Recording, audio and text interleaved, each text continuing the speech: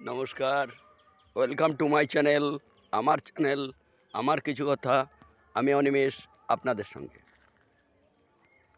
आज के आमार विषय मिर्जाफर। आमादेर भारतवर्ष के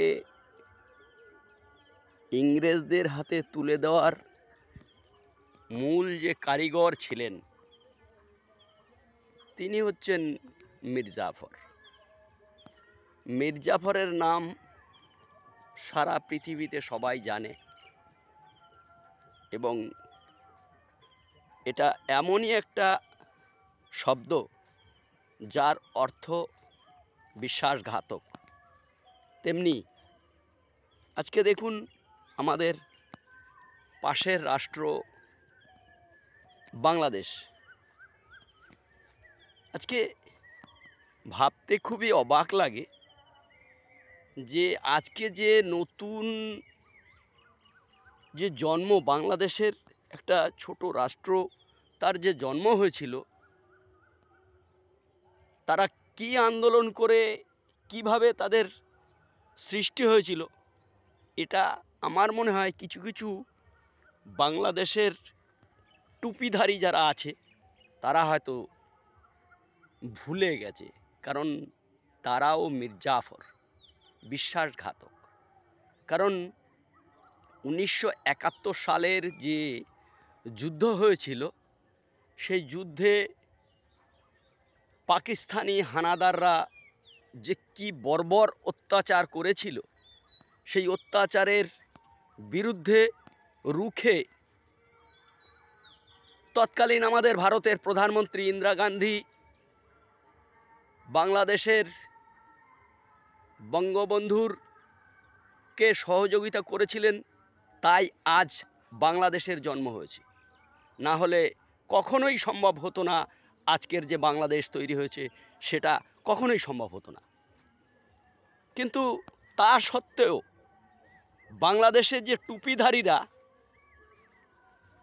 সবাই নয়, কিছু কিছু টুপিধারী আছে যারা দেখেছি, আমি ইউটিউবে দেখেছি, তারা মাইক নিয়ে বড় বড় ভাষণ মারে। তাদের ভাষণের বক্তব্য হচ্ছে ভারতীয় পণ্য বয়কট করো।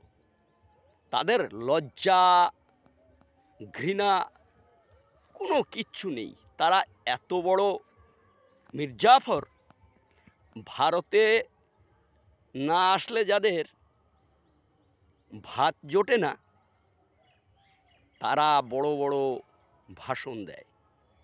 বাংলাদেশের প্রতিটা জিনিসে যদি দেখা যায় হিসাব করে তাহলে সবই ইন্ডিয়ান।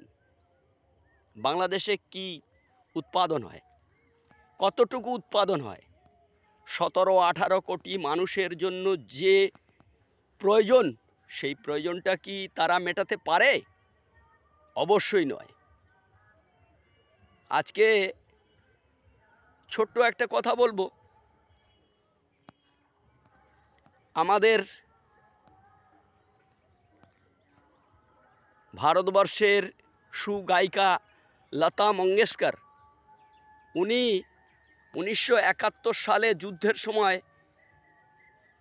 শেখ বঙ্গবন্ধুকে তিনি 1 লক্ষ টাকা দান করেছিলেন এবং তাছাড়াও তার যে গানের রেকর্ড, সেই গানের রেকর্ড থেকে টাকা পাইয়ে দেওয়ারও ব্যবস্থা করেছিলেন তিনি।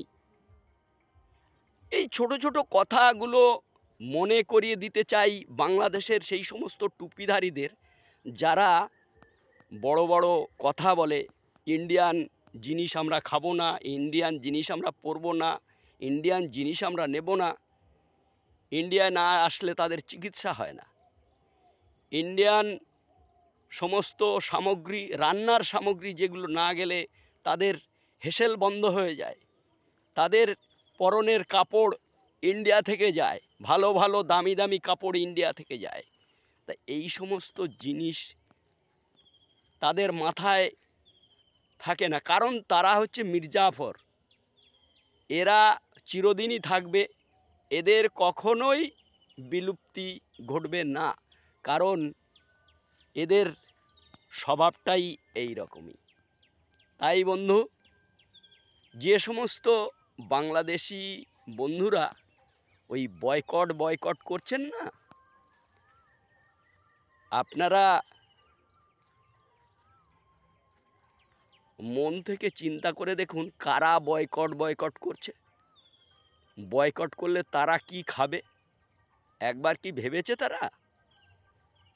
ইন্ডিয়ান পেঁয়াজের দাম 40 টাকা, আর বাংলাদেশি যে উৎপাদন হচ্ছে সেই বাংলাদেশি পেঁয়াজের দাম কত? 80 টাকা, 100 টাকা। আমি সবই ছেড়ে দিলাম, শুধু চিকিৎসার জন্য আপনাদের ভারতবর্ষের কলকাতা, চেন্নাই, ব্যাঙ্গালোর, দিল্লি ছুটে যেতে হয়। আপনারা সেগুলো কি ভুলে যান? বয়কটের কথা মুখে উচ্চারণ করতে আপনাদের তো লজ্জা নেই, লজ্জা করে না। তাই বন্ধু, বেশি বাড়িয়ে কথা আর বলবো না। বাংলাদেশি যে সমস্ত ভাইরা আছেন তাদের উদ্দেশ্যে বলবো, এই সমস্ত টুপিধারীদের কথায় না ভুলে আপনারা, ওরা বিশ্বাসঘাতক মির্জাফর, ওদের কথায় না ভুলে আপনারা যেভাবে চলছেন, আপনাদের সঙ্গে ইন্ডিয়ার একটা সৌহার্দ্য ভাব যেটা রয়েছে সেটাকে বজায় রাখুন এবং সেইভাবে চলুন। দেখবেন বাংলাদেশ আরও সুজলা সুফলা সুন্দর হয়ে উঠবে।